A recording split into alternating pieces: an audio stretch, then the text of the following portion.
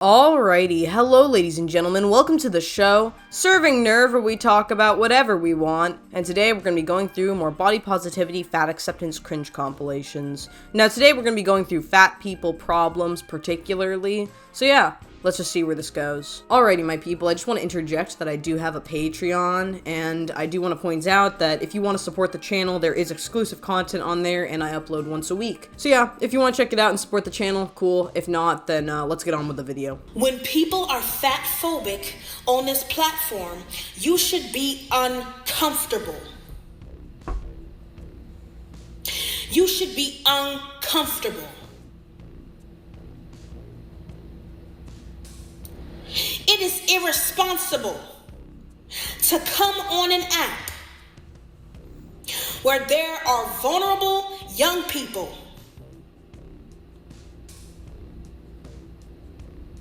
and be so fat phobic.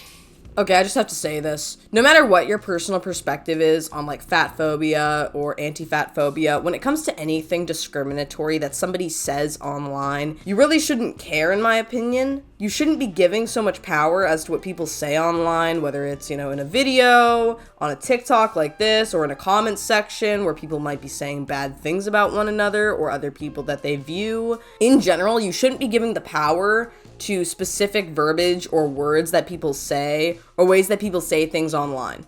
It's not worth your time. Now, saying that, when this person mentions there being young people online easily influenced, you should probably not say specific things because you can influence people badly. You really shouldn't be influencing people badly. At the end of the day, you can't choose who views and does not view the content that you are putting up. You also can't choose who views your comments that you make. But saying that, I would be a little bit more concerned if somebody were outwardly promoting specifically restrictive diets, self-abusive behavioral patterns, or the intake of certain narcotics or something. Like if somebody is watching Eugenia Cooney online, I'd be a little concerned. If they were watching her for Thinspiration or something. If somebody is telling you how to starve yourself online, like I went through in the TWED series, that's concerning as well, because you've got girls telling each other how they get down to 1 or 200 or 300 calories a day, and then they binge, and then they get into, purging behavior, and then that can influence people negatively online, especially young teens. Same thing with feederism content. If there's somebody online who's binge eating food on camera, or doing something weird and kinked up on camera, that's also concerning. Any kind of self-abuse, any kind of physical abuse online, that's put in a video, maybe somebody, physically assaulting somebody and it being promoted as good, that's also concerning. Narcotic usage, concerning. Alcohol abuse, concerning. There are a lot of forms of content online that are not appropriate to be viewed by young adults or teenagers, or really anybody who wants to keep mentally well for a significant sum of time, which is why terms of service on websites usually do exist, pertaining to things like self-harm, self-abuse, substance abuse, crime, things like that. Now, when it comes to you being made uncomfortable by fat phobia, it's a little subjective. I don't know what this person's referring to, but I'm gonna assume it's fat phobic comments, fat phobic statements, fat phobic videos. And when we say fat phobia, it could be anything from somebody making fun of somebody for being fat to somebody criticizing somebody for saying that there's nothing unhealthy about being morbidly obese. So it's a little bit subjective, and I just want to mention, I don't believe that people should give two licks towards anything that anybody says online, whether it's this person, me, a comment section, whatever. It's just people online. We're all losers online. That's why we dwell on here. We have no lives of our own, and now we're in a digital era. But the other important thing is not to care. If you are dwelling online and you see content from other people, don't be easily influenced by the content that people put out. Just saying. To spread such hate and harm, and do it under the guise of caring about people. I'm not trying to be a jerk, but at the end of the day, this is the internet. I don't know this person in real life. They don't know me. If we saw each other on the street, we would pass like ships. And given that on the internet, you can find 500 people in 5 seconds, it's very easy to not care about one another because there's so many expendable, non-human forms of contact that we come into online. The other thing I want to mention is, I don't know when people started getting online. I've been watching YouTube since it started. I've been on the internet since I could type on a keyboard and hold a mouse in my hand. So when I hear people talking about hateful rhetoric and spreading like bad things online, I'm like, I don't think people really know how bad things really are on this surface level kind of internet scope that we reside on. Definitely not enough for most people who have been on the internet consistently to find that fat phobia of all things is going to make them uncomfortable. Personally, I think that there are certain websites out there that I'm not going to list the names off of because I do not want you going on them, are way worse. Seeing like mangled dead bodies online, seeing horrible offenses being committed, seeing like what gets put on Facebook Live, seeing things like that. That's way scarier than somebody just pushing around hateful rhetoric or whatever. Now, I'm not here to tell you guys that you should endorse hateful rhetoric or, you know, beat down on people or bully people because it's bad. I don't think it's good to belittle one another or beat each other down, especially for things as petty as the way that we look. But when we come into these arguments about fat phobia, haze, the body positivity movement, and the things that they want from the public, the things they want to be accepted for and the way they want to behave, I personally don't agree with it, and I think it's kind of inappropriate, hence why I personally will make videos talking about why I don't agree with it. I think that's completely reasonable. Now again, what is the fat phobia we're talking about here? Because it's a little bit subjective. That's the problem, is there's nothing really distinct yet for me to know exactly like what this person is talking about when they say fat phobia. And making it about people not caring about themselves. You don't get to do that. And it's tolerated too much. And it's made light of heart too much. Fat phobia should make you uncomfortable because it is intertwined with every single other system of oppression that exists.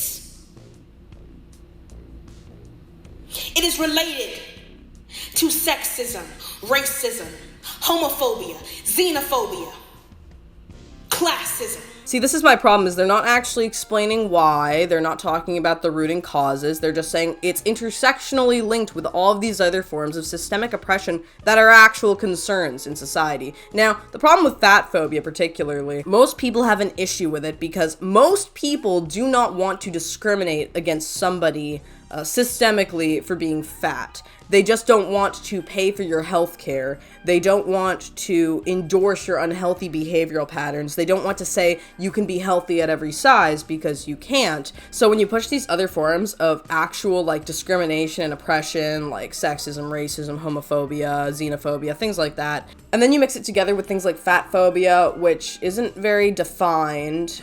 You can literally be called fat phobic for basically anything. And yeah, that's kind of a problem. Now, I know I'm kind of rambling, but one thing I want to mention is we're in the Western world. Having access to too much food, no matter what the quality of the food is, to a point where you can become morbidly obese, and then to be able to complain about it on TikTok, to me, personally doesn't come off as a particularly oppressed state of living. Now, I'm not here to say that you'll be healthy. I'm not even here to combat like medical system issues that we could have where maybe they won't take certain medical issues you have seriously on the basis of your body weight.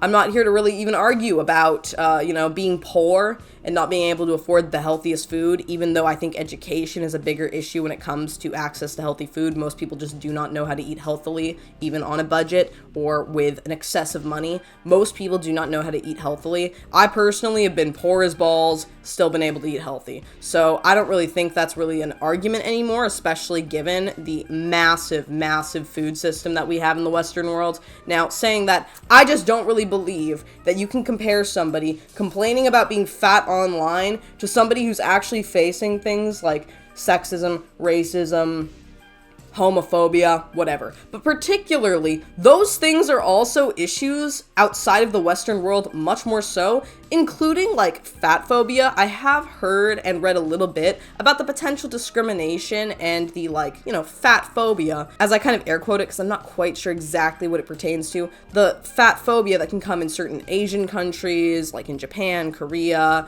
the, K-pop scene, the diet industries there, they're pretty big, things like that. So there is an argument to be made there, but in the Western world, most of the population is getting to a point where it's overweight. You have access to excessive amounts of food. There's so social media, we all have clean drinking water, we live in constant abundance, we're in a capitalistic or socialist society with a free market, we have the ability to get whatever we want, make money, eat how we want to eat, live how we want to live, and if it involves us not taking care of our bodies and becoming severely overweight, that is our personal decision. The other thing I have to say is, you aren't just born into being fat and can't change. Even if you're brought up being fat, you have the ability to choose to live a healthy lifestyle, live in a healthy body, be a healthy body weight. You can't choose your race, you can't choose your gender, you can't choose your sexual orientation, and you shouldn't have to, because there's nothing wrong with being any of those things with any level of variability. There is something wrong with being severely morbidly obese, hence people's fear and or distaste for being severely morbidly obese and accepting that more so than anything else. Again, I'm not here to beat down on anybody for the way that they look or the fact that they're overweight or the fact that they are, whatever. It doesn't even matter. But there is a massive difference here with other forms of systemic oppression, in my opinion. So I'm just saying, my dudes. I just personally cannot agree with this. And so when you talk about one, you talk about it all. Which is why I say it is irresponsible, disrespectful, and hateful to come on this app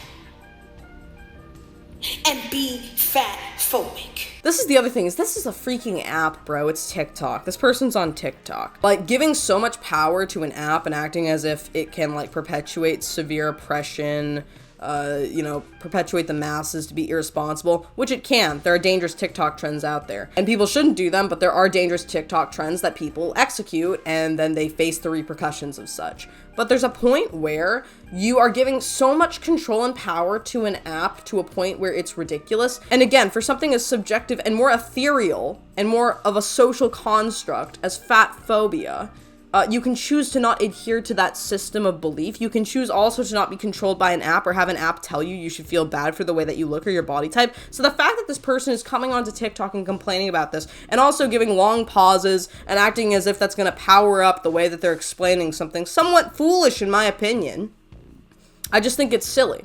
I think it's really silly to give this much power to an app like TikTok, to compare other forms of systemic oppression to the fact that you have too much access to food and, all this stuff, and then you also prove it with being able to access TikTok. I'm not trying to weaponize our Western ability to access, social media and stuff, but this person mentioned classism, and, it's kind of classist to act like you're so oppressed, when in reality, you're pretty well freaking off, in my opinion.